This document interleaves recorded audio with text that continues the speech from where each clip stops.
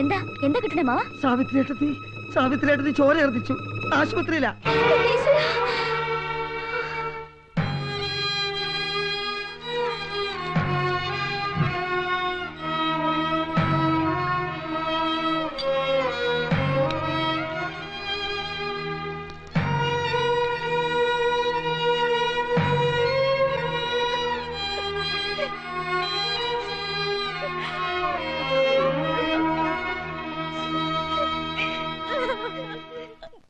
ഉണ്ണിമായയുടെ അമ്മ മരിച്ചിട്ട് ഇവിടെ ആരും പോകാതിരുന്ന് വളരെ മോശമായി പോയി. മരുന്നും ചികിത്സയായി കഴിയുന്ന എനിക്ക് അത്ര ദൂരം വരെ യാത്ര ചെയ്യാൻ പറ്റില്ലെന്ന് അറിയില്ല നിനക്ക്. അമ്മ മാത്രമല്ലല്ലോ ഇവിടെ ഉള്ളത്, വേറെ ആളുകളുണ്ടല്ലോ. ആരെങ്കിലും അറിഞ്ഞാൽ എന്ത് മോശമാ. അത്രയ്ക്ക് സങ്കടമായിരുന്നെങ്കിൽ ചേട്ടൻ അങ്ങ് പോയിരുന്നില്ലേ? ഞങ്ങൾ ഇവിടെ ഉണ്ടായിരുന്ന തീർച്ചയായിട്ടും പോകുമായിരുന്നു. അപ്പോട്ടും പറയുന്നത് ശരിയാ. ഉണ്ണിമായുടെ ഭർത്താവിന്റെ വീട്ടിൽ നിന്ന് ആരും വന്നില്ലെന്ന് ചോദിച്ചാ അതിന്റെ കുറച്ചിൽ നമുക്കാ. ആര് പോയാലും പോയത് പോയി. അസുരവിത്തിന്റെ ജന്മത്തിന് ശേഷമാ ഇങ്ങനെയൊക്കെ സംഭവിച്ചത്. ഒരസുഖവും ഇല്ലാതെ ഓടി നടന്നിരുന്നവരല്ലേ അവര്. ആ രാമൻ കണിയാൻ കവടി നിരത്തി പറഞ്ഞതാ. കണിയാനും കടിയാത്തിയും പറഞ്ഞുകൊണ്ടൊന്നും അല്ല, ആയുസ് തീരുമ്പോ പോകും, അത്രേ ഉള്ളൂ. കുട്ടിയുടെ ജനനം പിതാവിനും മാതൃമാതാവിനും നന്നല്ലെന്നാ അയാള് പറഞ്ഞത്. മരിക്കുന്നതിലൊന്നും എനിക്കൊരു പേടിയില്ല. നിന്റെയും മോളുടെയും കാര്യം ഓർക്കുമ്പോഴാ പച്ചയ്ക്ക് കടിച്ചു കയറാൻ കാത്തിരിക്കുക എല്ലാരും. വാസുവേട്ടന് എന്തെങ്കിലും സംഭവിച്ച പിന്നെ ഞാൻ ജീവനോടുണ്ടാവില്ല. നീ വ്രതവും പ്രാർത്ഥനയൊക്കെ നടത്തുന്നു പറഞ്ഞിട്ട് പിന്നെന്തിനാ കരയുന്നത്?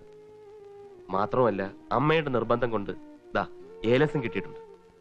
ശ്രീകുട്ടിയെ തനിച്ചിവിടെ ആക്കിയിട്ട് പോകുന്നത് നമുക്ക് ആലോചിക്കാം. തൽക്കാലം നീ കിടന്നുറങ്ങാൻ നോക്ക്. ഓ ഓ ഓ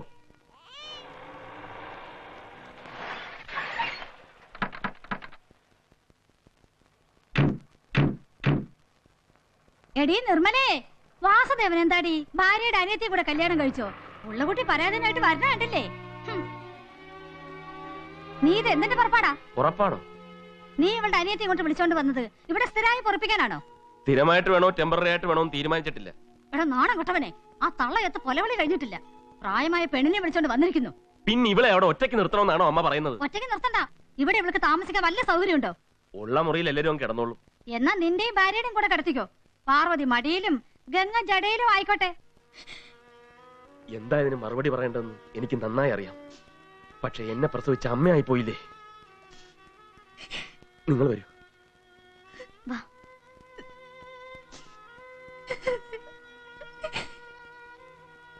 നിങ്ങൾ രണ്ടാളും കൂടി ഇവിടെ കിടന്നു, ഞാൻ ഹാളിൽ കിടന്നോളാം. അയ്യോ അത് വേണ്ട. അത് സാരമില്ല, നാളെ നമുക്ക് വേറെ എന്തെങ്കിലും അറേഞ്ച്മെന്റ് ഉണ്ടാക്കാം. ഞാൻ കാരണം വാസുവേട്ടന് ബുദ്ധിമുട്ടായല്ലേ? ഇതാ ഞാൻ വരുന്നില്ലെന്ന് പറഞ്ഞത്. ഇതൊന്നും ഒരു ബുദ്ധിമുട്ടല്ല. ഭാര്യയും ഭർത്താവും കൂടി എന്നും ഒരു മുറിയിൽ തന്നെ കിടന്നുറങ്ങണമെന്ന് നിയമമൊന്നുമില്ല. വീട്ടിലെ സ്ഥല സൗകര്യങ്ങൾ അനുസരിച്ച് എല്ലാ മനുഷ്യരും അഡ്ജസ്റ്റ് ചെയ്ത് തന്നെയാണ് ജീവിക്കുന്നത്. നിങ്ങൾ കിടന്നോളൂ. ഇനി ഇത് മതി ആ തള്ളയ്ക്ക്. ചേച്ചി എങ്ങനെയാ അവരുടെ കൂടെ പൊറുക്കുന്നത്? വാസുവേട്ടന്റെ സ്നേഹത്തിന് മുന്നില് എല്ലാം ഞാൻ മറക്കുക.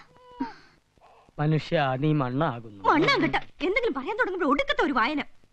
നമ്മുടെ വാസുവേട്ടനില്ലേ, ചേട്ടത്തി അനിയത്തി ഒരേ മുറിയിലാ കിടത്തിയിരിക്കുന്നത്. ലോകത്തെവിടെയെങ്കിലും ഇങ്ങനെ കണ്ടിട്ടുണ്ടോ? ഉണ്ട്, പുരാണത്തിൽ പാഞ്ചാലി ഒരേ സമയം എത്ര ആണുങ്ങളോടൊപ്പം കഴിഞ്ഞിരുന്നത്. ടാറ്റാ കമ്പനിയിലെ ഷിഫ്റ്റ് പോലല്ലായിരുന്നു കയറ്റവും ഇറക്കവും. പുരാണങ്ങളിലെ ദൈവങ്ങളെ പോലാണ് നമ്മൾ മനുഷ്യര്. ഓ, അവർക്ക് എന്തും ആകാമല്ലോ. എടി, എന്നാലേ വാസ്തവം പെണ്ണുങ്ങളെ അകത്ത് കിടത്തിയിട്ട് അവ മുറിക്ക് പുറത്താ കിടക്കുന്നത്. ഡീസന്റ് എന്നെ പോലെ. അമ്മയെ നീയും കൂടി ഒപ്പിച്ച പണിയല്ലേ ഇത്? അമ്മയുടെ നിധി വെച്ചിരിക്കുന്നു പറഞ്ഞ് ഒരു മുറി വെറുതെ പൂട്ടിയിട്ടിരിക്കില്ലയോ? ആ മുറി തുറന്നു കൊടുത്തിരുന്നെങ്കിൽ ആ കിളിന്ത് പെങ്കൊച്ച് അവിടെ കിടന്ന് ഉറങ്ങുമായിരുന്നില്ലേ?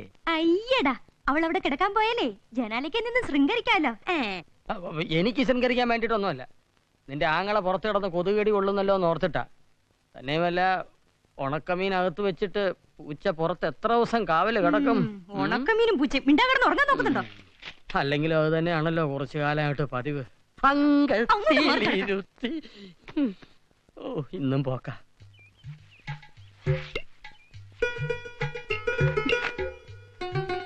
കുട്ടി കഥാപ്രസംഗം കേട്ടിട്ടുണ്ടോ? ഇല്ല. ഇല്ലേ? എന്നെ പറ്റി കേട്ടിട്ടുണ്ടാവാം. ഞാൻ സുപ്രസിദ്ധ കാഥികൻ ദാസ്ജി നായർ. ഇപ്പൊ പരിപാടിയൊന്നുമില്ല. വില്ലുവിലച്ച തേരാളി, പ്രിയെ നിനക്ക് വേണ്ടി, മറക്കില്ലൊരിക്കലും, ശ്രീകുട്ടിക്കൊരു ഉമ്മ. എന്റെ ശ്രീകുട്ടിക്കൊരു ഉമ്മ എന്ന കഥയിൽ ഞാൻ ആമുഖമായി പറയുന്നുണ്ട്: വേദന തിന്നും സമൂഹത്തിൽ നിന്നു ഞാൻ പേരോടെ മന്തി പറിച്ചതാണീ കഥ. മാന്തല് പറിക്കലും ഒന്ന് പോന്നിട്ട് അവിടുന്ന് വന്നിരിക്കുന്നു.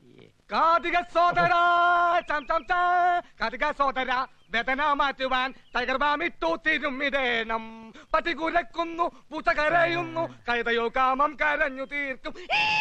നിന്റെ വായിൽ ചാണകം ഉരുട്ടി തിരികെ വേണ്ടത്. അയ്യാ പോടാ പോടാ പോടാ വേണ്ടി. ദേ കാര്യമൊക്കെ കൊള്ളാം. രാത്രിയിൽ കാലിടയ്ക്കിടയ്ക്ക് ഉരുണ്ട് കയറണോണ്ടാ നിന്നെ ഇവിടെ കൂട്ടുകിടത്താന്ന് വെച്ചത്. പക്ഷേ വൃത്തിയും ശുദ്ധിയും ഉണ്ടായിരിക്കണം. ആണോ? ആ പക്ഷേ ആ സമയത്തെങ്ങാൻ അമ്മയുടെ കാലുരുണ്ട് കയറിയാ തൊടാൻ പറ്റുമോ? അയ്യടാ, അത്രയും ദിവസം അമ്മ ഇവിടെ കിടന്ന് തല കുത്തി മറിഞ്ഞാലും ഞാൻ ഈ ഭാഗത്തേക്ക് വരില്ല. വാതിലടക്കണ്ട. ആരെ പഠിക്കാനാ? ആവി എടുത്തിട്ട് ഇവിടെ കിടക്കാൻ വയ്യ. ഇനി വാതിൽ അടച്ച് എന്നെ കൊല്ലാനാ? ഇവിടെ വന്ന് കിടക്കടി. തള്ളം.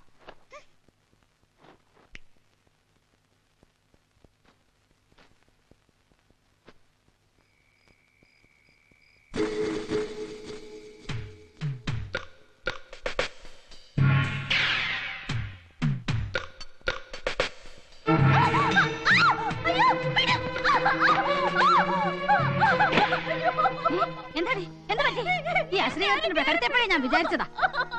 എന്താ എന്ത് പറ്റി? ലൈറ്റ് ഇടടാ. എന്താ എന്ത് പറ്റി? എടാ, ലൈറ്റ് ഇടാ. കറണ്ട് പോയിരിക്കാം. എന്താ പ്രശ്നം? അപ്പോട്ടാ വേഗം നോക്കി. നീ കരയല്ലേ? ശ്രീകുട്ടി കരയാതിരിക്ക്.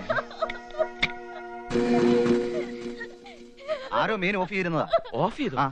ആ കുട്ടി വല്ല സ്വപ്നവും കണ്ടതായിരിക്കും. നാമജപമൊന്നും ഇല്ലാത്തതിന്റെ കുറവാ. സ്വപ്നം കണ്ടോന്നല്ല, എന്നെ കയറി പിടിച്ച ആളുടെ കയ്യിൽ ഒരു രക്ഷ കിട്ടിയിരുന്നു. രക്ഷയോ? ആ അതിപ്പോ ഇവിടെ രണ്ടുപേർക്കല്ലേ ഉള്ളൂ, അപ്പുക്കുട്ടനും വാസുദേവനും. അതെ, ആ കയ്യിൽ രക്ഷ ഉണ്ടായിരുന്നു. ഇനി വല്ല കള്ളനും കയറിയതായിരിക്കും. രക്ഷയില്ലാത്തോണ്ട് രക്ഷപ്പെട്ടതായിരിക്കും. വെറുതെ മനുഷ്യന്റെ ഉറക്കം കളഞ്ഞു. നിങ്ങൾ പോയി കിടന്ന് ഉറങ്ങാൻ നോക്ക്. ഇനി വന്നേടി. കിടന്നാ ഉറക്കവും വരില്ല. ആരാണെന്ന് നിനക്ക് വല്ല ഊഹമുണ്ടോ? അതെനിക്കറിയില്ല. ഒരു കാര്യം ഉറപ്പാ, കയ്യിൽ രക്ഷ കിട്ടിയിരുന്നു. നീ വാതിൽ സാക്ഷിയിട്ട് കിടന്നുറങ്ങ. നേരം വെളുക്കട്ടെ. കിടന്നു.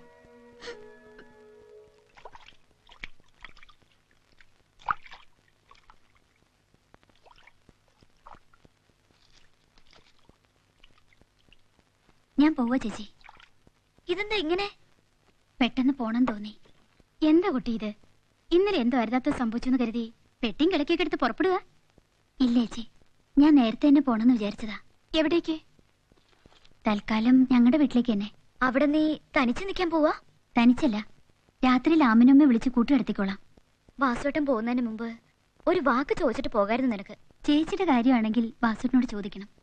ഇതിപ്പോ എന്റെ കാര്യം, അത് ഞാൻ തീരുമാനിച്ചോളാം. എന്നാലും ശ്രീകുട്ടി, ഇങ്ങനെ വാശി വേണ്ട. വാസുവേട്ടൻ വന്നിട്ട് എന്താ വേണ്ടെന്ന് വെച്ചാൽ തീരുമാനിക്കാം. ചേച്ചി വിഷമിക്കണ്ട, ഞാൻ ഒരാപത്തിലും ചാടില്ല.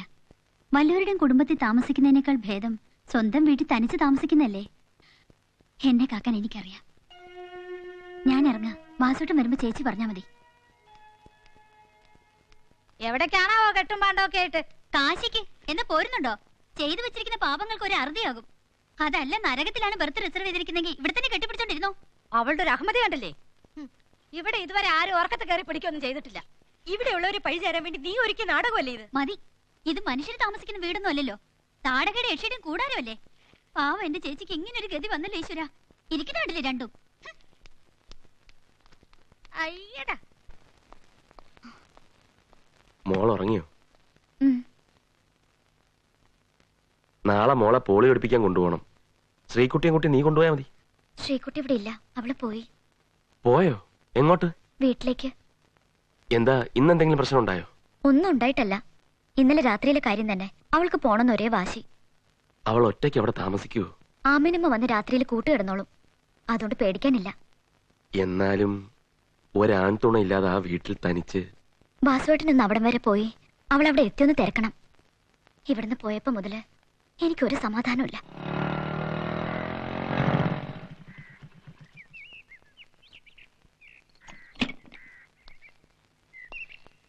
വാസുവേട്ടനോ? ഞാൻ വീട്ടിൽ പോയിരുന്നു. അവിടെ അടുത്ത് അന്വേഷിച്ചപ്പോഴാ ഇവിടെ ഉണ്ടെന്ന് അറിഞ്ഞത്. വാസുവേട്ടൻ എന്നോട് വിരോധം തോന്നരുത്. ഏട്ടനോടൊന്ന് ചോദിക്കുക പോലും ചെയ്യാതെ അവിടുന്ന് പോരേണ്ടി വന്നു. അതൊന്നും സാരമില്ല. പക്ഷേ ഇവിടെയാണോ നീ താമസിക്കാൻ പോകുന്നത്? അതെ, അവിടത്തേക്കാൾ ഇവിടെ സുരക്ഷിതയാണ് ഞാൻ. ഇന്നലെ രാത്രി അവിടെ ഉണ്ടായതുപോലൊരു സംഭവം ഒരിക്കലും ഇവിടെ ഉണ്ടാവില്ലെന്ന് എനിക്ക് ഉറപ്പുണ്ട്. നിന്റെ തീരുമാനം അതാണെങ്കിൽ ഞാൻ വിരോധമൊന്നും പറയുന്നില്ല. പക്ഷേ എന്നും നിനക്ക് ഇവിടെ നിൽക്കാൻ പറ്റൂ? പറ്റുന്നിടത്തോളം ഇവിടെ തന്നെ നിൽക്കാൻ ആഗ്രഹിക്കുന്നത്. നിനക്ക് പണം വല്ലതും വേണമെങ്കിൽ ചോദിക്കാൻ പഠിക്കണ്ട. ഇപ്പൊ ഒന്നും വേണ്ട, വേണ്ടി വരുമ്പോ ഞാൻ ചോദിച്ചോളാം. ഇവിടെ എന്തെങ്കിലും ബുദ്ധിമുട്ട് വന്നാൽ നിനക്ക് ധൈര്യമായിട്ട് അങ്ങോട്ട് വരാം.